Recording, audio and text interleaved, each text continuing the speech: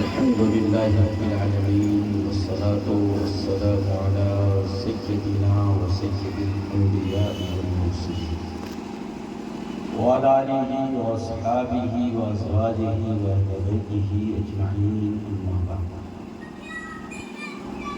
وقد قال الله تبارك وتعالى في القرآن المجيد والفرقان الحميد أعوذ بالله من الشيطان الرجيم بسم الله الرحمن الرحيم يا أيها الذين آمنوا اتقوا الله وكونوا مع الصادقين صدق الله العظيم وصدق رسوله النبي الأمين الكريم ونحن على ذلك لمن الشاهدين والشاكرين والحمد لله رب العالمين.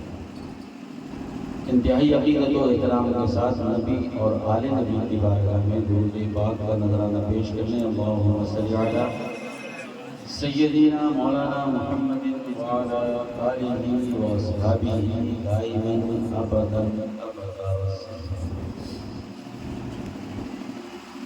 اللہ رب العزت کا فضل و کرم ہے اہل خانہ پر بھی اور جتنے لوگ یہاں پر حاضر ہیں کہ اس نے اپنے ایک عظیم ولی کی بارگاہ میں میرا عقیدت پیش کرنے کا موقع دیا.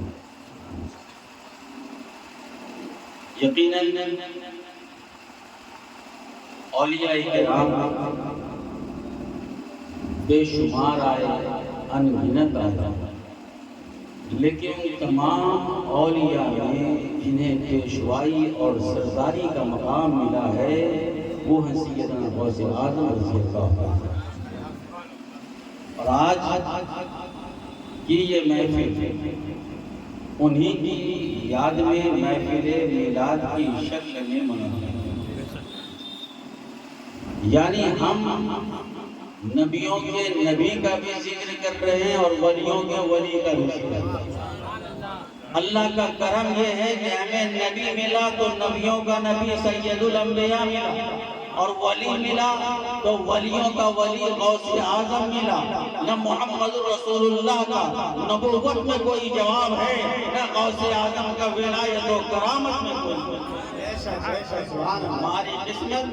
ہماری قسمت میں یہ سردار ہی سردار ہے.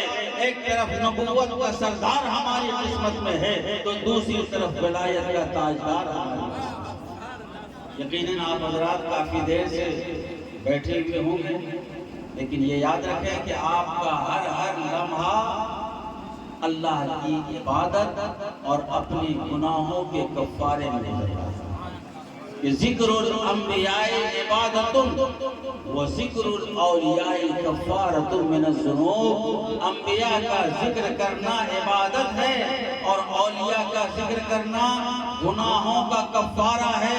تو آپ نعت مصطفیٰ سن کر، ہمارے ثناء مصطفیٰ نعت مصطفیٰ سنا کر مصطفیٰ جان رحمت کا ذکر بھی کر رہے ہیں، غوث اعظم کی منقبت پڑھ کے ان کا بھی ذکر کر رہے ہیں. تو جہاں ایک طرف خدا کی عبادت ہو رہی ہے وہیں دوسری طرف گناہوں کا کفارہ بھی ہو رہا ہے.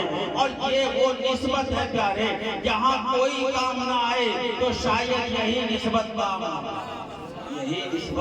کام آ جائے. اللہ والوں سے ادنا سا تعلق بھی، تھوڑا سا تعلق بھی انسان کی بخشش کے لیے کافی ہو جاتا ہے، انسان کی نجات کے لیے کافی ہو جاتا ہے. چنانچہ حدیث پاک میں ہے کہ قیامت کے دن دو صفیں لگی ہوئی ہوں گی، ایک جنتیوں کی صف ہوگی، ایک جہنمیوں کی صف ہوگی. جنتی کے صف میں ایک آدمی کھڑا ہوگا جسے جہنمی کے صف سے ایک آدمی ٹکٹکی باندھ کر دیکھ رہا ہوگا، دیکھے جا رہا ہوگا. جب وہ کچھ نہیں بولیں گے تو یہ جہنمیوں کے صف میں جو کھڑا ہوگا یہ خود بول پڑے گا، اما عرفتنی انا الذی سقیتک ماء.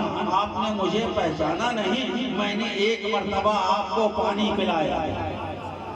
آپ نے مجھے حضور پہچانا نہیں، میں نے ایک مرتبہ آپ کو پانی پلایا تھا، اللہ رب العزت کی رحمت کو جوش آ جائے گا، فرمائے گا اے فرشتوں اسے جہنمیوں کے صف سے نکال کر جنتیوں کے صف میں شامل کر دو، جو میرے محبوب